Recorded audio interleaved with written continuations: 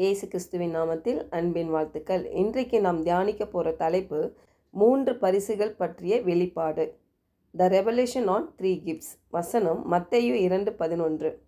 அவர்கள் அந்த வீட்டுக்குள் பிரவேசித்து பிள்ளையையும் அதன் தாயாகிய மரியாளையும் கண்டு சாஷ்டாங்கமாய் விழுந்து அதை பணிந்து கொண்டு தங்கள் பொக்கிஷங்களை திறந்து பொன்னையும் தூப வர்க்கத்தையும் வெள்ளை போலத்தையும் அதற்கு காணிக்கையாக வைத்தார்கள்.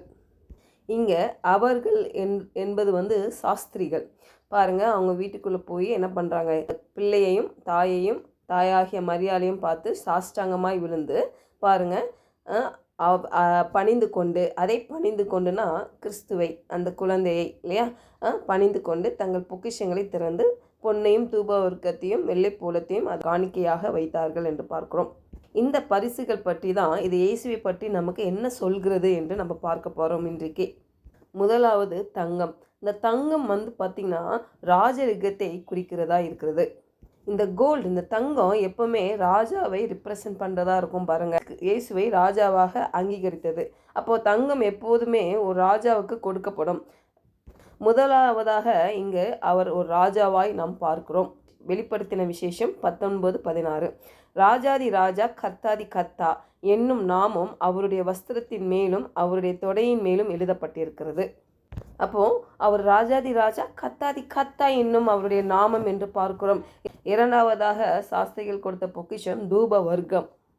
தூப வர்க்கம், அதாவது தூபம் அப்படின்னா தேவனை குறிக்கிறது. அவர் ஆராதனை கூறியவர் என்று பார்க்கிறோம். லேவியராகமும் 2:1-2 பார்க்கலாம். ஒருவன் போஜன பலியாகிய காணிக்கையை கர்த்தருக்கு செலுத்த வேண்டுமானால் அவன் காணிக்கை மெல்லிய மாவாய் இருப்பதாக அவன் அதன் மேல் எண்ணெயை வார்த்து அதன் மேல் தூபவர்க்கம் போட்டு அதை ஆரோனின் குமாரராகிய ஆசாரியரிடத்தில் கொண்டு வருவானாக. அப்பொழுது ஆசாரியன் அந்த மாவிலும் எண்ணெயிலும் ஒரு கைப்பிடி நிறைய தூபவர்க்கம் எல்லாவற்றோடும் எடுத்து அதை பலிபீடத்தின் மேல் ஞாபகக்குறியாக தகனிக்க கடவன். அது கர்த்தருக்கு சுகந்த வாசனையான தகன பலி என்று பார்க்கிறோம். அப்போது தூபம் ஆண்டவருக்கு செலுத்தப்படுகிறது. அப்போ அது எதை ரிப்ரசன்ட் பண்ணுதுன்னா, யாவே அப்படின்னா யெகோவாவாகிய தேவனுக்கு செலுத்தப்படுகிறது. யெகோவா, இங்கிலீஷில் யாவே என்று பார்க்குறோம் இல்லையா, அவருக்கு அது செலுத்தப்படுகிறதா இருக்குது. அப்போ இரண்டாவதாக அவரே தேவன் என்று பார்க்கிறோம். மூன்றாவது பொக்கிஷம் வெள்ளை போலம். ஒரு கடவுள் இல்லையா, ஒரு தேவன் மனிதனாக வந்து இந்த பூமியில் அவர் தன்னை பலியாக ஒப்பு கொடுத்தார் என்று பார்க்கிறோம். அதுதான் இது வெளிப்படுத்துகிறதா இருக்குது, பலியான இரட்சகர் என்று பார்க்கிறோம். யோவான் 19:38-39 பார்க்கலாம். இவைகளுக்கு பின்பு அரிமத்தியா ஊரானும் யூதருக்கு பயந்ததினால் இயேசுவுக்கு அந்தரங்க சீஷனமாகிய யோசேப்பு இயேசுவின் சரீரத்தை எடுத்துக்கொண்டு போகும்படி பிலாத்தின் இடத்தில் உத்தரவு கேட்டான். பிலாத்து உத்தரவு கொடுத்தான். ஆகையால் அவன் வந்து இயேசுவின் சரீரத்தை எடுத்துக்கொண்டு போனான்.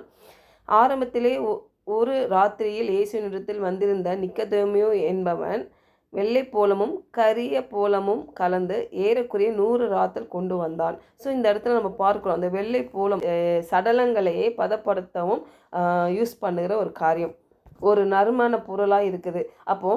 அப்போ இயேசு கிறிஸ்துவினுடைய அந்த மரணத்தையே அவர் நம்ம அர்ப்பணித்த அந்த காரியத்தை முன் அறிவிக்கிறதா இருக்கிறது. நம்ம கிறிஸ்மஸ் கொண்டாடுகிற இந்த காலகட்டத்தில் நம்ம நிறைய செலிப்ரேஷனில் இருப்போம் இல்லையா, ஆனால் சில சத்தியங்கள் ஆழமாய் கற்றுக்கொள்வது நலமாய் இருக்கும். அதனால் இந்த காரியெல்லாம் நம்ம அறிந்து கொண்டு உண்மையாகவே அந்த நாட்களை நம்ம செலிப்ரேட் பண்ணும் பொழுது அது அர்த்தமுள்ளதாக இருக்கும். அப்போது இந்த பொக்கிஷங்களில் முதலாவது கிஃப்ட்ஸ் என்ன பார்த்தோம், கோல்டு இல்லையா, அது ஒரு ராஜத்தன்மை, அவர் ராஜா என்று வெளிப்படுத்துகிறது. இரண்டாவதாக தூப வர்க்கம், அது ஒரு டிவினிட்டியை காட்டுகிறது. அவர் யாவே தேவன், அவர் ஒரு தெய்வீக தன்மையை காட்டுகிறதா இருக்கிறது. மூன்றாவதாக வெள்ளை போலம், அவரது மரணத்திற்காகவும் அவர் அபிஷேகத்திற்காகவும் அது பயன்படுத்தப்பட்டது என்று பார்க்கிறோம். அவருடைய மரணத்தை நம்ம அதை வெளிப்படுத்துகிறது. நமக்காக பலியானார் என்று பார்க்கிறோம்.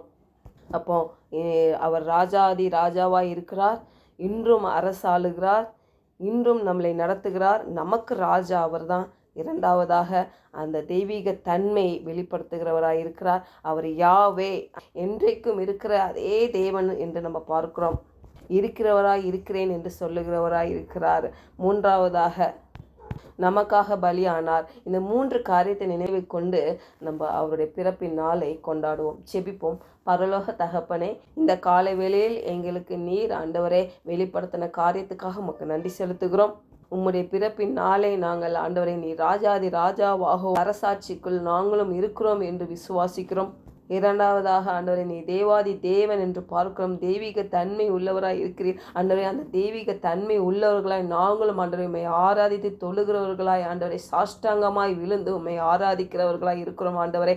அப்பா, மூன்றாவதாக எங்களுக்காக நீர் மரித்தீர், அதை நாங்கள் விசுவாசித்து ஆண்டவரே அப்பா இதையெல்லாம் மனதில் வைத்து ஆண்டவரே அப்பா வருகிற அந்த கிறிஸ்மஸ் நாளை நாங்கள் கொண்டாட இருக்கிறோம் ஆண்டவரே. அப்படியாக அந்த சத்தியத்தினால் எங்களை நிரப்புங்க. இன்னும் வெளிப்பாடுனால எங்களை நிரப்பி எங்களை வழி நடத்துங்க. இயேசுவின் நாமத்தினால ஜெபிக்கிறோம் நல்ல பிதாவே, ஆமென்.